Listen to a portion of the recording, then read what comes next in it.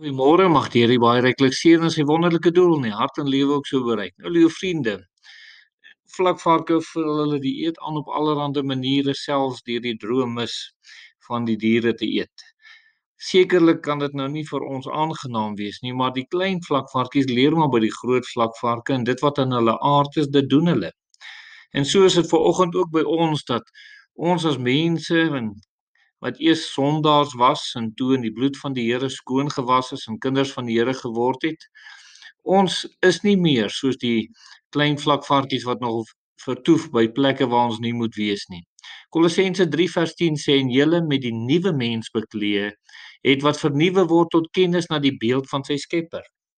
Nou dat u dan nou gered is, nou dat u nou 'n kind van die Here geword het, liewe vriende, beteken dit dat ons sekerlik nie net 'n kind van God geword het nie, maar daar's dinge in ons gedrag, optrede, woorde, dade wat vernuwe moet word, wat verander moet word na die beeld van ons Skepper. Ons moet meer en meer aan die Here Jesus gelykvormig word. Daarom vanoggend so 'n klompie teksverse wat vir ons wys wat gebeur met 'n kind van die Here. Waarop gaan 'n kind van die Here ingestel wees? Kolossense 1:9 en 10 sê die volgende: Daarom hou ons ook nie op nie van die dag af dat ons dit gehoor het, om vir julle te bid en te vra dat julle vervul mag word met die kennis van sy wil in alle wysheid en geestelike insig, sodat julle waardiglik voor die Here mag wandel, om hom in alles te behaag en julle in elke goeie werk vrug mag dra en in die kennis van God mag groei. Let net op al die dinge wat hier gesê word. Alle wysheid wat daar moet wees, geestelike insig wat daar sal wees, om die Here in alles te behaag, in goeie werke en goeie vrug. Dit is wat deel van 'n kind van die Here word. Dis hoe ons vernuwe word. 1 Korintiërs 1:5 sê dat julle in alle opsigte in hom ryk gemaak is, in elke woord en alle kennis. Weereens word dit gesê dat ons sal groei, dat ons sal toeneem. Ons sal vernuwe word na die beeld van ons Skepper in elke woord en alle kennis. Ons word in hom. In Jesus word ons ryk gemaak. En u moet dit ervaar.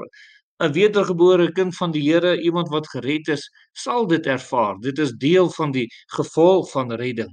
Dit is deel van die gevolg dat ek 'n kind van die Here geword het. Efesiërs 4:13 sê totdat ons almal kom tot die eenheid van die geloof en van die kennis van die Seun van God, tot 'n volwasse man, tot die mate van die volle grootte van Christus. Jy weet, weer eens sê die Bybel hiersom, tot ons almal kom, nie party nie, almal van ons moet volwasse word, almal van ons moet kom tot die volle grootte van Christus. En dit wil die Here sekerlik hê dat ons daarin moet wees. So na u bekering, na u redding, is dit wat sekerlik in u lewe moet na vore kom. U moet agterkom dat u nie meer 'n kind geestelik is nie, maar dat u nou 'n volwassene geestelik word en dat u al hoe meer in die Here groei en toeneem. 2 Petrus 1:2 sê: Mag genade en vrede vir julle vermeerder word deur die kennis van God en Jesus Christus ons Here. Nou hoe is dit nie 'n wonderlike saak wat hier toe gebid word dat genade en vrede vir ons meer word en hoe word dit meer? Deur kennis van God, deur ons verhouding met die Here word dit meer. Nou sê vers 3: Inder sy goddelike krag het ons alles geskenk wat tot die lewe en godsvrug dien, deur die kennis van hom wat ons geroep het deur sy heerlikheid en deeg. En weer eens net hierso, immer sy goddelike krag. Dank die Here, dis nie ons eie vermoë nie, maar dis die Here wat ons in staat stel en soos wat ons aan hom gehoorsaam is en soos wat ons hom dien. Liewe vriende, kom gee die Here dat hierdie godsvrug in ons lewe na vore kom. En hoe meer ons in die Here Jesus groei, hoe kosbaarder sal dit wees. Vers 4 sê: Waardeur hy ons die grootste en kosbare beloftes geskenk het, sodat julle daardeur deelgenote kan word van die goddelike natuur, nadat julle die verdorwenheid ontvlug het wat deur begeerlikheid in die wêreld is. U sien, ons het die verdorwenheid ontvlug, ons het die goddelike natuur deelagtig geword.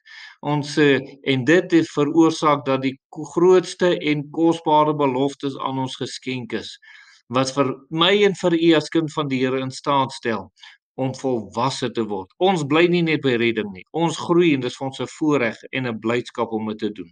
Kom ons bid.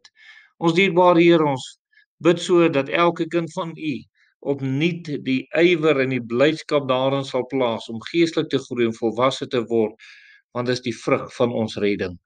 Amen.